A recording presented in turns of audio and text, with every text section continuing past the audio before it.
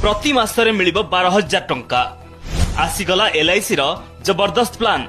एमिति करंतु आवेदन। दिनकु दिन बढ़िबारे लागिछि दरदाम।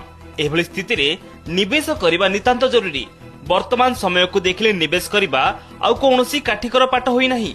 म्यूचुअल फंड शेयर मार्केट छड़ा एबे भी अधिकांश लोक एलआईसी उपरे भरोसा करूछंती। सरकारी संस्था होइथबार एथिरे रिटर्न ग्यारंटी थाए। एणु एलआईसी मध्य समय समय रे ग्राहकंक पई नुआ नुआ स्कीम लॉन्च करि थाए। आज आमे आपनकु एभली एक प्लान विषय रे कहिबाकू जाउछु। एही प्लान रो ना हेउछि एलआईसी स्मार्ट पेंशन प्लान। एही योजना रे निवेश करी मासिक 12,000 टंका पाई परिबे आपण। तेबे केमिति जानंतु।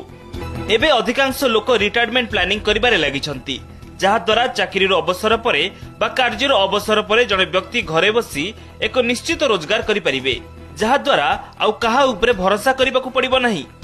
एथिपई एलआईसी रो स्मार्ट पेंशन प्लान विषय रे आपण चिंता करि परिबे। जदि आपण भी 12,000 टंका पेंशन रो फायदा उठाइबाकू चाहंती, तेबे आपणको अति कम रे 1 लाख टंका निवेश करिबाकू हेबो।